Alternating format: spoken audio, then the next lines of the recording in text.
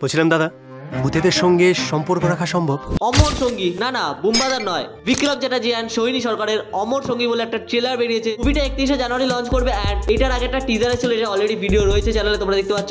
And ট্রেলারটা কেমন হলো দেখো, এটা অ্যাকচুয়ালি হরর রোমান্টিক ট্রেলার বানানোর চেষ্টা করেছে। আর যেটা হরর বেসিক জিনিসটা কিন্তু মানে কম, ঠিক আছে। এখানে রোম্যান্সটা সব থেকে বেশি মানে পয়েন্ট অফ ভিউ, ঠিক আছে। তো রোম্যান্সের দিক থেকে এই সিনেমাটা ওয়ার্ক করতে পারে, কারণ প্রথম পয়েন্ট হচ্ছে 31 জানুয়ারি যেহেতু রিলিজ করছে, তারপরে কিন্তু সরস্বতী পূজা রয়েছে 3 তারিখ না 2 তারিখ, তো তারপরে একটা ভ্যালেন্টাইন্স উইক রয়েছে। তো সিনেমাটা ধীরে ধীরে গ্রো করতে পারে যদি কনসেপ্ট ভালো হয়। অ্যান্ড প্রেজেন্টেশন তো অবশ্যই, ভূত বলেই যে ব্যাপারটা ভৌতিক হয়ে যাবে তা নয়, একটা প্রেমের ভূতের গল্প এটা, ঠিক আছে। তো যেখানে আমরা দেখতে পাচ্ছি একটা প্রেমিক মানে তার প্রেমিকার জন্য, প্রেমিকাকে ছাড়তে চাইছে না, সারা জীবন তার সাথে থাকতে চাইছে। লাইক যেখানে যে ঘর গুঁড়ো ব্যাপারটা, তবে তোকে ছাড়া আর কাউকে থাকতে পারবে না, তুই মানে তুই কি ছেলেকে প্রেম করছিস ছেলের সাথে। তো এই যে পাঁচলাইনগুলো এগুলো ভাই সত্যি সেরা। এই দিক থেকে দেখতে গেলে সিনেমাটা ওয়ার্ক করতে পারে যদি প্রেজেন্টেশন ভালো হয়।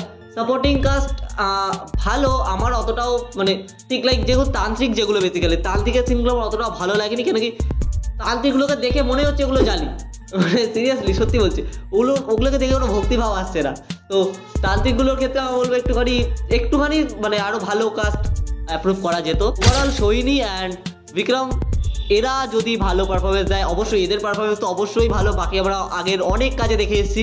ইদানিং বিক্রম চ্যাটার্জি যে পুরোনো কাজগুলো এসেছিল, তো সেগুলো যেভাবে মানে লোকের কাছে প্রশংসিত হয়েছে মারাত্মক ভাই। এবার দেখা যাক এই অমর সঙ্গীটা কীভাবে মানুষের কাছে ভালো লাগতে পারে, আর ওটাই এখন দেখার বিষয়।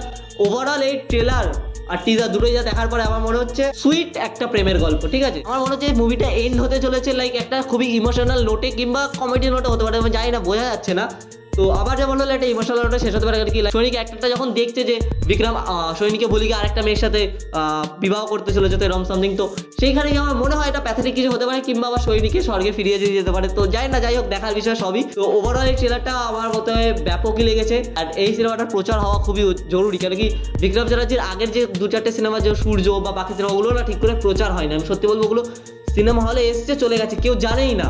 তো আমার মতে এই জিনিসটা করা উচিত, আমার মতে এটা ভালো করে প্রচার করা উচিত। ম্যাক্সিমাম বড় ইউটিউবার যারা বাংলা মুভি রিভিউ করে তাদের কাছে যাওয়া উচিত অবশ্যই এটা প্রচারের জন্য। এবং আমার মনে হয় এটাকে ভালো করে যদি প্রমোশন করা যায় সিনেমাটা ওয়ার্ক করতে পারে। বাকি আপনাদের মতামত কমেন্টে লিখে জানান। দেখো এই মুভিটার স্ক্রিপ্টটা কিন্তু অনেকটা কম্পেয়ার করা যায় রেস্ট ইন পিসের সাথে।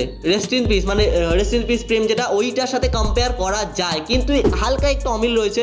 যেখানে ওই ঘরে মেয়েটা ছিল সুইসাইড করেছিল, আর এখানে কিন্তু একটা মেয়েটার সাথে আগে থেকেই প্রেম রয়েছে, ঠিক আছে। মানে সৈনির সাথে বিক্রমের আগে থেকে প্রেম রয়েছে, তারপরে গিয়ে ক্যারেক্টারটার মধ্যে মানে মারা যাচ্ছে, তো এই বাকি বেসিক্যালি আদার্স জিনিসগুলো হচ্ছে। তো এইখান থেকে একটুখানি চেঞ্জ রয়েছে। এবার দেখা যাক এটা কি ইন্সপিরেশন নাকি ইউনিক। তো দেখতে গেলে কিন্তু আমাদের 31 জানুয়ারি 2025 আমাদের সিনেমা হলে দেখতে হবে। আপনাদের নিকটবর্তী সিনেমা হলে আপনারা যান। এইসব মুভিগুলো কিন্তু আমার মতে প্রমোট করা খুবই দরকার, প্রমোট করার জন্য।